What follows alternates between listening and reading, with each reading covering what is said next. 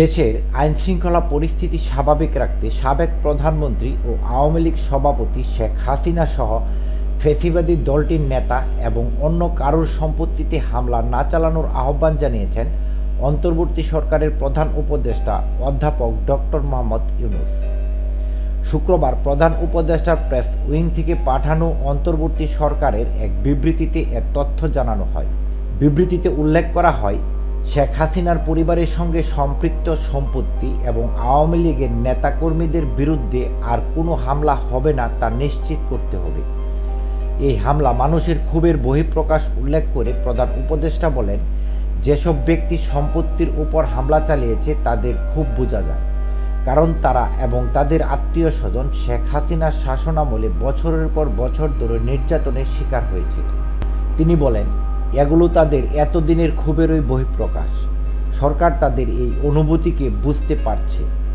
এমনকি ভারতে বসে শেখ হাসিনা বর্তমানে বাংলাদেশের সংস্কারে বাধা দিচ্ছেন, তাও মানুষকে ক্ষুব্ধ করে তুলছে। শেখ হাসিনার এসব কার্যকলাপের কারণেই জনগণের মনে ক্ষোভ বাড়ছে এবং এমন হামলা ভাঙচুর চালানো হয়েছে।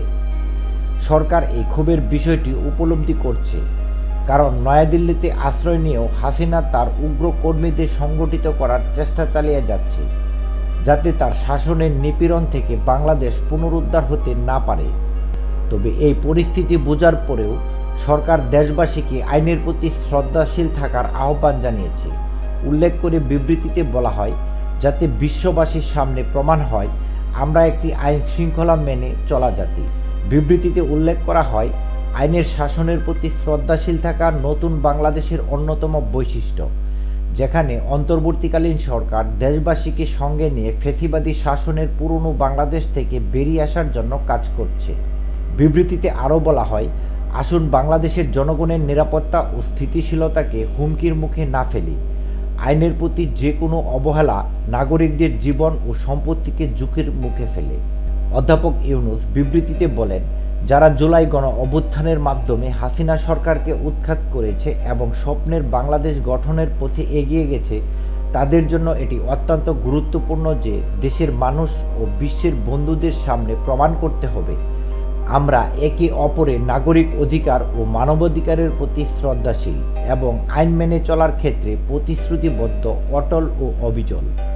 বিবৃতিতে বলা হয়েছে, ন্যায়ভিত্তিক নতুন বাংলাদেশের নাগরিকরা কখনো এমন কাজ করতে পারে না, যে কারণে উৎখাত হওয়া স্বৈর শাসকের আচরণের সাথে তাদেরকে তুলনা করার সুযোগ পায়।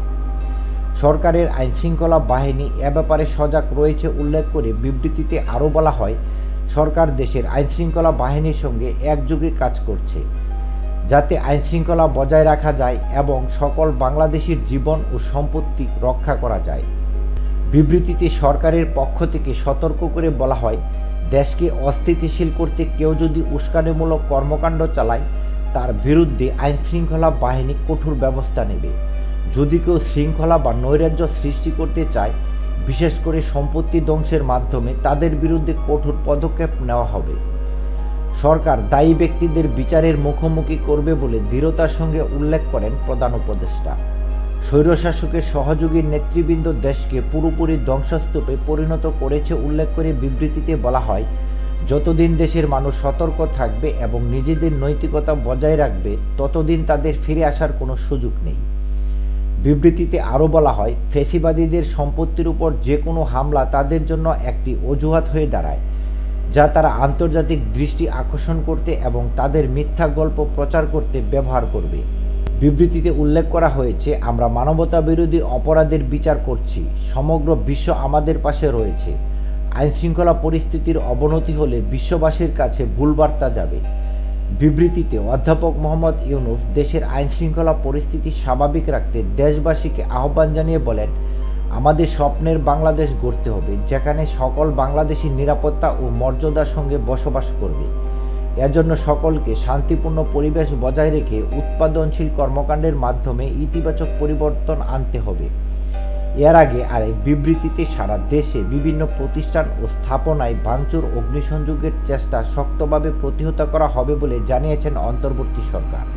বিবৃতিতে বলা হয়, অন্তর্বর্তী সরকার গভীর উদ্বেগের সঙ্গে লক্ষ্য করছে যে কতিপয় ব্যক্তি ও গোষ্ঠী সারা দেশে বিভিন্ন প্রতিষ্ঠান ও স্থাপনায় ভাঙচুর ও অগ্নিসংযোগের চেষ্টা করছে। সরকার এ ধরনের কর্মকাণ্ড শক্তভাবে প্রতিহত করবে। বিবৃতিতে আরও বলা হয়, অন্তর্বর্তী সরকার নাগরিকদের জানমালের নিরাপত্তা রক্ষায় প্রস্তুত। কোনো ধরনের উস্কানিমূলক কর্মকাণ্ডের মাধ্যমে দেশকে অস্থিতিশীল করার চেষ্টা করা হলে দায়ী ব্যক্তি ও গোষ্ঠীর বিরুদ্ধে আইনশৃঙ্খলা বাহিনী তাৎক্ষণিক কঠোর ব্যবস্থা নেবে এবং দোষীদের বিচারের মুখোমুখি দাঁড় করাবে।